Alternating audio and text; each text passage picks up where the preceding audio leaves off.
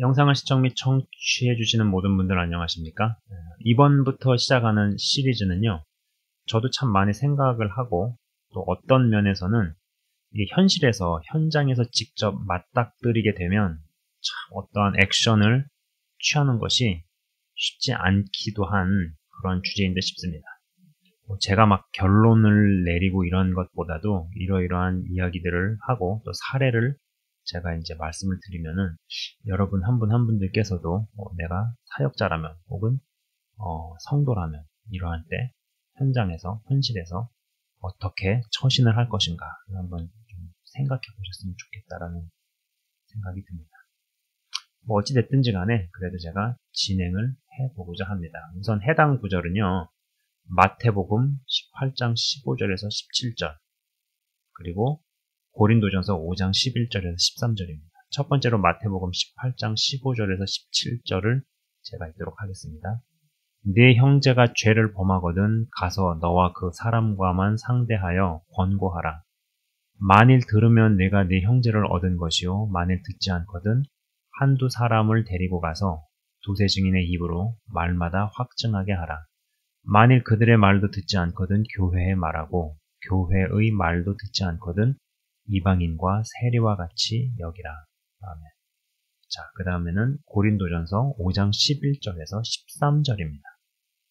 이제 내가 너희에게 쓴 것은 만일 어떤 형제라 일컫는 자가 음행하거나 탐욕을 부리거나 우상숭배를 하거나 모욕하거나 술 취하거나 속여 빼앗거든 사귀지도 말고 그런 자와는 함께 먹지도 말라 함이라. 밖에 있는 사람들을 판단하는 것이야 내게 무슨 상관이 있으리요마는 교회 안에 있는 사람들이야 너희가 판단하지 아니하랴. 밖에 있는 사람들은 하나님이 심판하시려니와 이 악한 사람은 너희 중에서 내쫓으라. 아멘. 자, 여러분, 교회의 문턱은요. 교회의 문턱. 이게 낮아야 될까요? 높아야 될까요? 여러분 어떻게 생각하십니까? 모든 사람에게 다 열려 있어야 하겠죠? 있어야 하죠. 그죠? 차별해서, 구별해서, 사람 보고 교회에서 사람을 받을 수 없잖아요. 그죠? 그러나, 그리고 이제 또 교회 공동체라는 것은요, 분명 세상의 그 어떤 조직과는 근본 자체가 다릅니다. 이거는 분명하죠. 이 공동체. 교회 공동체. 세상의 조직이나 세상의 어떤 그룹과는 그 근본 자체가 다르죠. 교회 공동체는 누구에게나 열려 있어야 하겠지만 아무나 구성원이 될 수 있는 것은 아닙니다. 특히나 오늘 구절들을 보면 형제라 일컫는 자가 죄를 범하거든 분명하고 단호하게 대처할 것을 이야기합니다. 예수님께서도 그리고 사도 바울도 같은 이야기를 하는 것을 보면 교회의 문턱은 낮춰서 모두에게 열려 있어야 하고 열려 있는 것처럼 보일지 모르나 공동체의 구성원이 되는 문턱은 어느 정도 높아야 하는 것 같습니다. 특히 죄를 범한 자에게 그 사람과만 상대하는 것에서 두세 사람의 증인들로 그리고 여기에서 교회에 말하고 교회의 말도 안 듣거든의 대목에서는 이 죄를 범한 자에게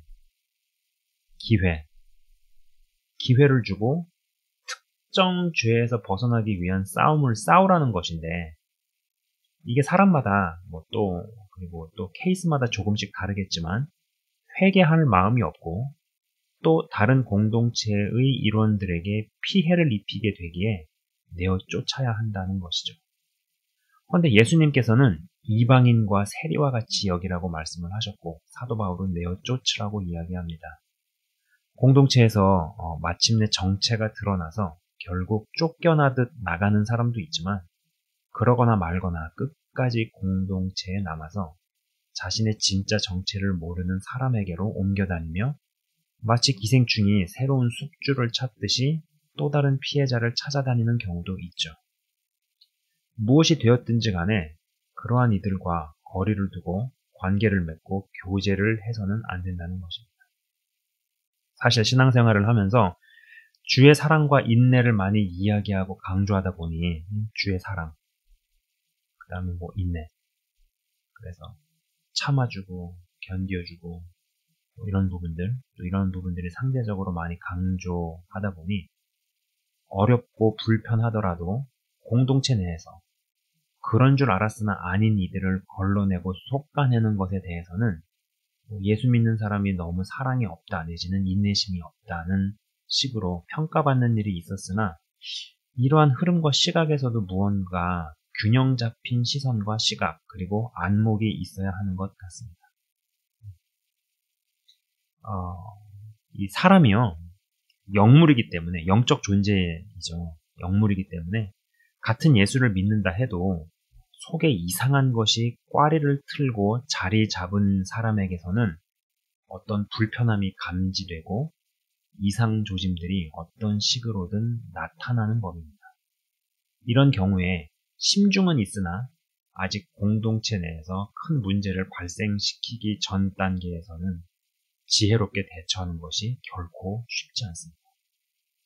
그리고 어떤 문제가 발생했을 때에도 그 사람을 대면해서 이 공동체를 떠나라 면전에서 이야기하는 것도 쉽지 않습니다. 이 고린도후서 10장 1절에 이러한 표현이 나오죠. 너희를 대면하면 유순하고 너희를 현장에서 대하면 유순하대요. 그리고 떠나 있으면 너희에 대하여 담대한 나 바울은 이제 그리스도의 온유한 관용으로 친히 너희를 권하고 라고 나옵니다. 표현이 그래요. 현장에서 너희들 얼굴 보고 있을 때는 나는 되게 유순한데 너희들 떠나 있으면 굉장히 담대하다. 이런 표현이 나오죠. 대면하면 유순하고 떠나 있으면 너희에 대하여 담대한 나 바울이라는 표현이 무언가 굉장히 많이 와닿습니다. 아마 저 성격 강하고 담대한 사도 바울도 그 영혼을 생각하면 딱한데 저리 놔두면 다른 영혼들이 해를 받기에 찍어는 내야 하겠는데 면전에서는 말하지 못하고 그러면서도 한편으로는 그러다가 저 사람에게도 어떤 은혜가 와서 어느 시점에 바뀌지 않을까라는 생각도 들고 그러나 또 다른 영혼들을 생각하면은 이렇게 내비둘 수만은 없고 분명한 액션을 뭔가 취하긴 해야겠고 등등의 어떤 복잡한 감정이 녹아 들어간 표현 같다는 생각이죠. 교회의 문턱은 낮아야 하고 모든 이에게 열려 있어야 합니다. 이는 마치 예수님이 우리를 위해서만 십자가에서 죽으시고 부활하신 것이 아닌 것과 같습니다. 그리고 하나님은 이스라엘, 유대인만을 위한 하나님이 아니죠. 나만이 특별하다는 생각은 대단히 잘못된 것입니다. 유대인들에게 임했던 재앙들에 있어서 우리는 하나님의 특별한 선택을 받은 민족이라는 선민의식이 화를 부른 경우가 많습니다. 하나님의 자녀가 된 우리는 특별하면서도 특별하지 않습니다. 그러나 동시에 특별하지 않으면서도 특별합니다. 그러나 공동체로 편입되어감에 있어서 모든 이들에게 다 열려있다고 생각하시면 안 됩니다. 특히 기본적으로 형제라고 하면서 하나님의 자녀라고 하면서 계속적으로 죄 가운데 거하면 죄를 버릴 마음도 고칠 생각도 없다면 물론 이제 여기에서 사역자마다 얼마나 어떻게 인내하며 관용하며 기도하며 지켜봐 줄 것인가에 있어서는 조금씩 다르겠지만 자각을 포기하고 끝까지 인정하지 않으면 끝까지 같이 갈 수는 없다는 것이죠. 빛과 어둠이 서로 엉켜가지고 싸우는 것도 한때입니다. 어느 시점이 넘어가면은 빛은 빛대로 가고 어둠은 어둠대로 가서 서로의 속한 곳이 달라지게 되고 반대편으로 가고 싶은 마음도 안 들지만 가고 싶어도 갈 수조차 없게 되죠.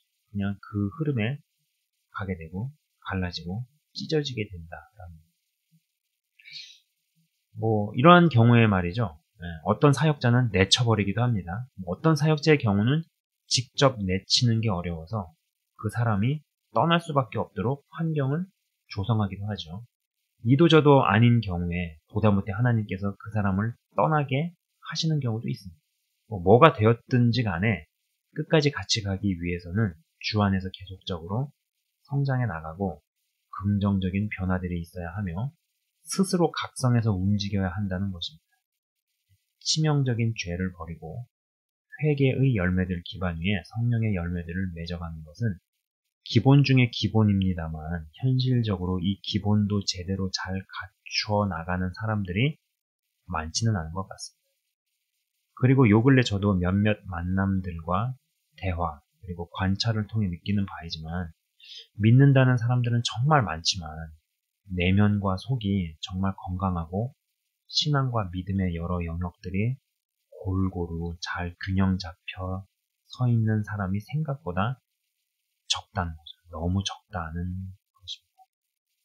그러나 그럼에도 불구하고 우리는 주께 나아가야 하고 한 분 한 분이 수준 높은 우주적 하나님 나라 공동체로 편입될 수 있는 구성원이 되어야 한다는 것이죠. 낮은 문턱을 넘어 은혜로 시작했으나 믿음과 영성의 상향 평준화를 이루어내야 할 것입니다. 자, 그러면은 다음 시간에는요, 사례를 위주로 이야기를 해보도록 하겠습니다.